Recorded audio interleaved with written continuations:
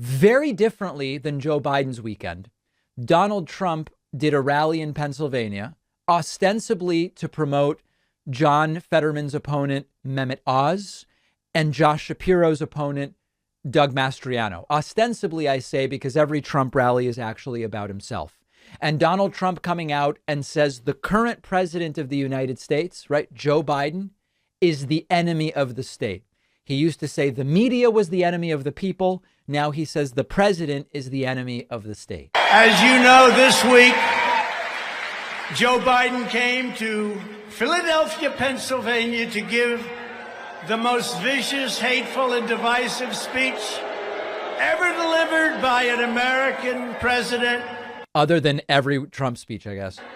Vilifying 75 million citizens plus another probably 75 to 150. Trump thinks there might be 225 million Trumpists in the United States. But he's never been good at counting, that we know. Be accurate about it. As threats to democracy and as enemies of the state. You're all enemies of the state. He's an enemy of the state. You want to know the truth? So there it is, a former president calling the current president an enemy of the state. And the dystopian authoritarianism didn't stop there. Trump also went on to say without any evidence that John Fetterman, the guy running against Mehmet Oz, is taking all sorts of hard drugs. There's no evidence of that.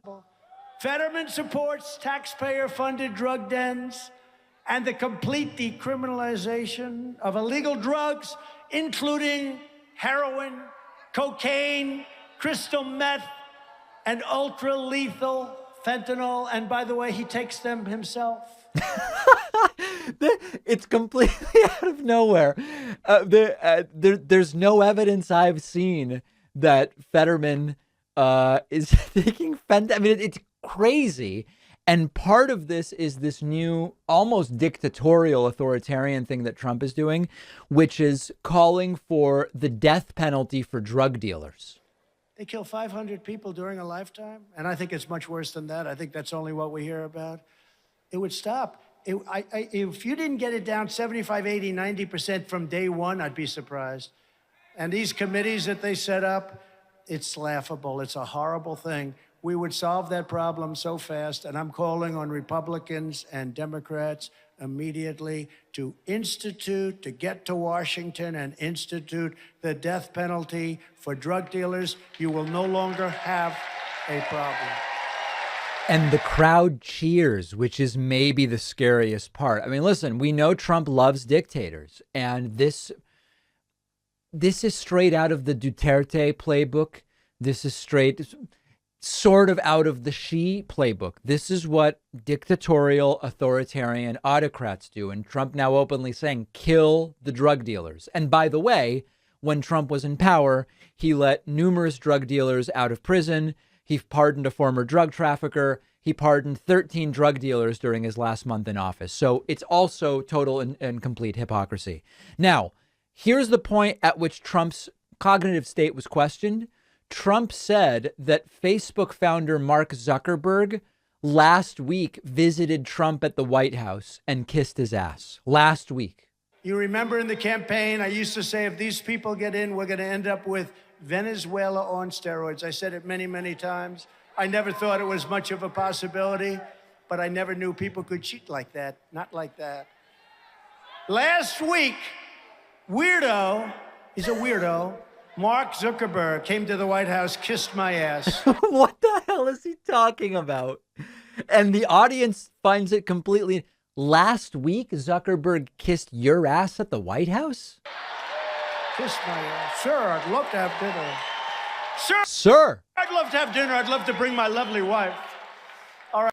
What a bizarre. I mean, something is very wrong. Something very serious is going on if Trump thinks that he met with Zuckerberg. It honestly, it reminds me of this is sad, but later in Fred Trump's life, when he was suffering very seriously cognitively, he sort of worked in like a fake office. It was like the Truman Show. Remember the great Jim Carrey movie where Jim Carrey thought he was living a normal life, but it was all stage managed for him.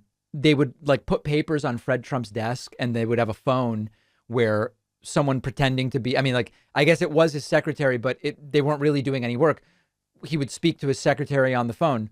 It almost is like, is that what's going on with Trump? Does Trump think, hey, a guy with a fake curly hair wig, this is Mark Zuckerberg, sir. He's here to meet with you. Oh, Mr. President, we want to go to dinner or whatever. Is it possible that there's like a Truman Show type thing going on with Trump, or has Trump just have no idea what's going on? It's very, very strange. And then in this next clip, this is really interesting. In this clip, you can really just feel the jealousy and envy dripping off of Trump about Barack Obama. President got anywhere near, I think we got like 10 million more votes than Obama got. Obama, you know? Obama. So popular. So popular. He's so popular. They say he's so handsome. Oh, Obama's so handsome. He's such a great speaker. What does he say? He says nothing. So basically, Trump is very jealous of Barack Obama because Obama's popular and more handsome than Trump and a better speaker than Trump. I mean, that's as childish as this is. That's what he's saying. And then this is beyond belief. Trump criticizes Fetterman as being spoiled for living off of family money. This is beyond parody if you know Trump's background. Taxes. He is a spoiled and entitled socialist loser who leached off his parents' money. You know, he lives on the parents' money. Until taxes, he is a spoiled. Yeah.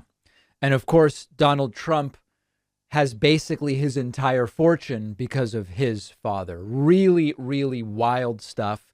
I was going to play the clip of the completely unvarnished transphobia that is now a regular part of these rallies. It's the exact same three stories Trump always tells, you know, the weightlifting stuff and the swimmer, and that teachers shouldn't be allowed to teach transgender. So I'm just going to skip it. But a real tale of contrasts, the Biden speech over the weekend and the Trump speech. Let's now look at some of the people that went to the Trump rally. Imagine this scenario. You try logging into your email account to see that your password was changed a few hours ago, except you didn't do it. And then you get notifications of activity from your bank and from your credit cards, but you didn't do any of it. That is what identity theft is like. It can happen very quickly. And if you don't act fast, it can get worse. We've dealt with this at the David Pakman Show. You can find videos about it. And that's why I protect myself now using Aura. Our sponsor, Aura, is identity theft protection, fraud monitoring, password management, and an antivirus all in one easy-to-use app. Aura will monitor the dark web for your emails, passwords, and social security numbers, and will send you alerts quickly to your phone and email. Aura also gives you near real-time alerts on suspicious credit inquiries, like if someone was opening a loan or a credit card in your name. And if you sign up at aura.com/Pacman, you will get a free 2-week trial, which you can use to see if your login credentials have been leaked online. I would want to know that right away. Use the link below.